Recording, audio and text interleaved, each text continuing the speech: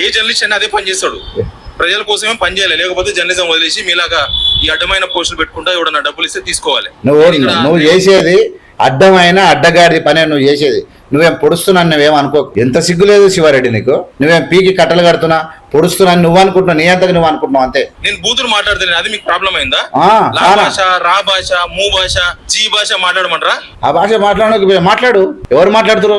నీకన్నా పెంట తినతోడు ఎవడు జర్నలిజంలో ఎవడు లేడు. కోపం వస్తే మాట్లాడతారు, అప్పుడప్పుడు మాట్లాడతారు. కానీ ప్రతిరోజు 5 వీడియోలు 6 వీడియోలలో నువ్వు డైరెక్ట్ పెంటకెగవాడే పెట్టుకుంటావు నోట్లో. నీకు అది తెలుస్తలేదు. రేవంత్ రెడ్డి గారు, మీరు ఇట్లాంటి కుక్కలను కంట్రోల్ చేసుకోండి. మీ పీడియం కుక్కలను మీరేమన్నా బాగు చేస్తే జనాలకి దాని గురించి ప్రచారం చేసుకోమని.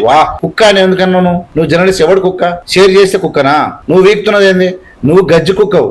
నువ్వు రోజు అశుద్ధం తినే కుక్కవు. నువ్వు ఈ అడ్డమైన పోస్టులు పెడితే అది వేరే లాకుంటది. ఈయన షేర్ చేస్తాడు, ఈయన ఒక్కటి షేర్ చేసాడు కాదు, ఇంకా చాలా మంది షేర్లు రకరకాల తలకాయ ఉన్నాడు, కడుపుకు అన్నం తిననోడు, వీళ్ళందరూ షేర్ చేస్తారనమాట. వాళ్ళందరూ చెప్పేది ఒకటే. నేనేమంటున్నా అంటే కలుపుకి అన్నం తినడు అంటే ఎట్లా షేర్ చేసినా? మరి నువ్వు షేర్ చేయకుండా పోతున్నాయండి. నీ షేర్ చేసిన వాళ్ళు కడుపుకి అన్నం తింటారా? ఏం తింటారు? ఇంకా 2-3 గాడిదలు ఉన్నాయిగా, ఆడి గాడిదలు మగ గాడిదలు కొన్ని ఉన్నాయి కదా, వాళ్ళవి కూడా షేర్లు 100,000 చేస్తారు కదా. వాళ్ళు ఏం తింటారు? షేర్ చేస్తారంతా కడుపుకి అన్నం తింటారా? ఇంకేమైనా తింటారా? అయితే నీకు ఎందుకు మంటలేసింది? నీ ఇల్లు ఉంది హైడ్రా గులగొట్టిందంటే మంటలేసిందా? నువ్వు చెప్పేది ఏంది? రోజు షేర్ చేయండి, లైక్ చేయండి, సబ్స్క్రైబ్ చేయండి. నీది మాత్రమే చేయాలనా?